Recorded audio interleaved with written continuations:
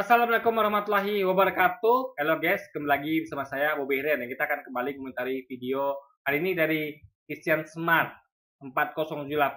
Artinya dia adalah Kristen yang pintar gitu kan, yang mencoba komentar di kolom komentar saya, channel saya ya. Dia komentar sini guys ya, yang akan ke komentari. Dia mengetik ulangan pasal 13 ayat 1 sampai 3. Bunyinya begini ya.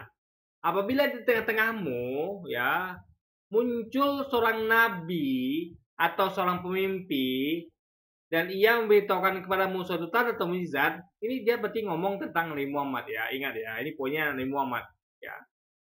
Jadi Nabi Muhammad itu diklaim dia, ini ulangan ini adalah ditujukan bagi Nabi Muhammad gitu, ya kan? Jadi nubuatan akan datangnya nabi palsu yaitu Nabi Muhammad gitu kan. Nah, dan apabila tanda atau mukjizat yang dikatakannya kepadamu itu terjadi, dan ia membujuk, mari kita mengikuti Allah lain yang tidak kau kenal, dan mari kita berbakti padanya, maka janganlah engkau mendengarkan perkataan nabi atau pemimpi itu. Sebab Tuhan Allahmu mencoba kamu untuk mengetahui apakah kamu sungguh-sungguh mengasihi Tuhan Allahmu dengan segenap hatimu dan segenap jiwamu. Nah, ini kita yang bahas. Ini sebenarnya ayat ini untuk siapa? Ya, betulkah untuk Nabi Muhammad seperti tuduhan dia atau yang lain? Jadi gini, ya. Pertama, jadi di tengah-tengahmu muncul seorang nabi atau seorang pemimpi, ya. Dan ia, jadi Nabi Muhammad itu bukan pemimpi, bukan, ya. Jadi ini maksudnya itu nabi palsu maksudnya guys, yang aku nabi. Nabi Muhammad itu tidak pernah dia tuh dia tuh adalah disebut sebagai seorang pemimpin, tidak pernah gitu guys, gitu kan. Nah, dan ia memberitahukan padamu suatu tanda atau mukjizat. Ingat ya, Nabi Muhammad itu adalah orang banyak ketahui Nabi Muhammad itu mukjizatnya hanyalah Quran. Quran itu adalah mukjizat Nabi Muhammad, bahwa dia itu menyampaikan firman Tuhan di situ, firman Allah. Jadi mukjizat Nabi Muhammad adalah Quran gitu, ya kan? Adalah dia tuh mampu jadi Tuhan tuh membuat Nabi Muhammad tuh mampu menjaga Quran dengan metodologi dia menghafal bagi para pengikutnya.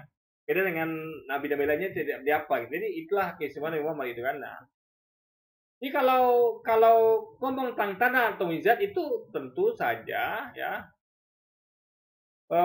Dan yang terjadi itulah yang seperti dilakukan oleh nabi palsu ya. Nabi palsu bukan Nabi Muhammad. Nabi palsu yang saya maksud adalah misalnya kayak, ada tau gak? Kan itu Paulus, kalau baca kitab itu Paulus ketika dia itu bermimpi, dia ngaku ketemu Yesus. Coba ada baca kitabnya. Jadi dia mimpi dan dia ngaku ketemu Yesus gitu kan, di mimpi itu. Dan dia mengaku bahwa dia punya mukjizat. Jadi ini cocok disematkan kepada Paulus, karena Paulus adalah seorang pemimpi dan dia pernah terbukti melakukan itu di Alkitab. Ada ayatnya guys ya, ada tinggal googling sendiri gitu kan. Nah, dan ia membujuk ya, mari kita mengikuti Allah lain yang tidak kau kenal dan mari kita berbakti padanya. Jadi gini ya, Allah lain itu ya, ingat ya, saya kasih tahu gambarannya. Allah itu satu. Dia adalah Tuhan semesta alam. Dia adalah Allahnya Israel, Allahnya Arab, Allahnya Mekah, Allah Indonesia, dan Allah semesta alam. Gitu. Ya. Jadi dan ingat, Allah itu satu, jadi namanya beda-beda. Orang Yahudi menyebut Allah yang satu itu adalah Yahweh. Ya. Orang Nasrani itu menyebutnya, atau Kristen menyebutnya sebagai Allah Bapa. Orang Islam menyebutnya sebagai Allah Subhanahu wa Ta'ala. Jadi itu Allah yang satu, cuma beda nama, sebutan gitu. Ya, Allah Bapa di Kristen, Allah Subhanahu wa Ta'ala di Islam, dan Yahweh di Yahudi. Nah, jadi itu satu Allah. Nah, Allah lain adalah Anda tahu, yaitu Allah Anak dan Allah Roh Kudus. Itu Allah lain. Kenapa? Karena Allah Bapa itu bukanlah Allah Anak. Berarti itu adalah Allah yang lain. Karena Allah Bapa dan Allah Anak adalah lain, guys. Sama kayak bapak saya dan saya anaknya itu beda. Saya anaknya, itu bapak saya. Gitu. Berarti tapi disebabkan kata Allah itu masalahnya gitu. Sedangkan Yesus tidak pernah ngomong tentang bahwa dia adalah Allah Anak, tidak pernah, nggak pernah. Yesus tidak pernah mengatakan bahwa dia adalah Allah anak. Dia menyebut bahwa dia adalah anak manusia, bukan anak Allah gitu. Anak Allah pun itu bukan termin anak Tuhan, bukan. Atau dia itu Allah, bukan. Tapi adalah sebagai hambanya. Ini fakta bahwa Yesus tidak pernah menyebut sebagai Allah anak. Itu adalah sebutan orang lain kepada Yesus gitu, Allah anak. Artinya itu adalah Allah yang lain, yang dibuat oleh orang ini, oleh mereka gitu kan.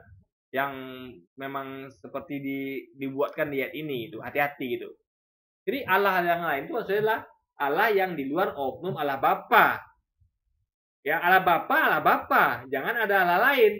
Allah Bapa sebutannya itu adalah Allah SWT dalam Islam dan Allah Yahweh di Yahudi. Itu Allah yang sama. Allah yang lain itu maksudnya adalah Allah anak yang bernama Yesus dan Allah Roh Kudus. Allah Roh yang bernama Roh Kudus. Itu yang dimaksud, guys.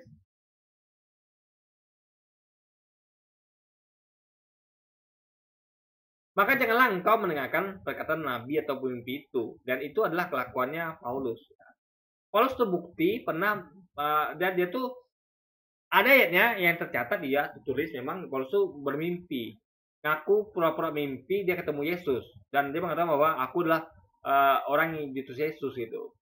Ya kan? Lalu dia membuat mukjizat. Saya lupa waktu itu apa mukjizat dia gitu kan. Nah, jadi intinya adalah ini ngomong tentang Paulus gitu, ya kan? Ini sebab Tuhan Allahmu mencoba kamu untuk mengetahui apakah kamu sungguh-sungguh mengasihi Tuhan Allahmu dengan segenap hatimu dan segenap jiwamu. Jadi jangan bagi-bagi. Allah Bapa aja. Jangan bagi kepada Allah Anak atau lu Allah Kudus. Karena itu bukan Allah. Itu adalah anak. Itu pun bukan anak Tuhan juga, tapi anak manusia. Cuman dia termin sama kayak kita anak-anak Tuhan dalam artian bukan literal, tapi adalah perumpamaan bahwa kita adalah hamba-hamba yang taat pada Tuhan itu. Nah, dan sekali lagi ya, ini kan Tuhan Allahmu. Yesus ngomong bahwa Tuhan Allah kita. Artinya Yesus punya Tuhan yang sama seperti kita, yaitu Tuhan Allah kita itu. Ya makanya sini disebut sebagai Tuhan Allahmu. Bukan, jadi Yesus itu bukan Tuhan sekali lagi ya, karena dia pernah mengatakan bahwa Tuhan Allah kita. Dia artinya dia punya Tuhan yang sama dengan kita yaitu Allah, guys. Jadi sekali lagi ya, Allah lain itu adalah Allah Anak dan Allah Kudus. Gak ada hubungan sama Nabi Muhammad, guys. Gak ada gitu kan. Gak ada hubungan dengan Allah SWT ataupun Yahweh, nggak ada. Karena Allah SWT, Yahweh, dan Allah Bapa itu adalah satu gitu. Hanya dinamakan beda-beda dalam tiap ini. Karena Anda baca lagi Alkitab, itu cicinya sama. Anda lihat siapa Allah Yahweh atau Allah Bapa atau Allah SWT itu ciri sama, yaitu tidak sama, serupa, sebanding, seumpama dengan mereka gitu, dengan dia gitu kan. Itu terminologi atau definisi dari Yahweh atau Allah Bapa atau Allah SWT itu sama. Jadi mereka tuh tidak yang sama, serupa, sebanding, seumpama dengan mereka. Sama definisinya. Artinya ini berarti adalah memang Tuhan atau Allah yang sama. Bukan Allah yang lain. Yang yaitu tadi Allah itu adalah Allah Anak dan Allah Roh Kudus, guys. Makanya ini ayat dan sesuai dengan ulangan ini, sesuai dengan nubuatan Yesus bahwa waspadalah terhadap nabi-nabi palsu. Mereka datang kepadamu menyamar sebagai domba, tapi sungguhnya mereka segala buas. Nah ini sama. Ini nabi palsu itu adalah dari kalangan pengikut Yesus sendiri. Ya, yang satu tadi ini dia pemimpi, dia ngaku ketemu Yesus dan dia mengaku bahwa dia diklaim Yesus sebagai pengikut Yesus. Kan cuma mimpi gitu kan. Ini ulangan tadi. Ya. Nah, juga saya sampaikan tadi ya bahwa nabi palsu itu datang menyamar sebagai domba. Siapa yang menyamar sebagai domba? Pengikut Yesus. Karena domba adalah termin dari pengikut Yesus.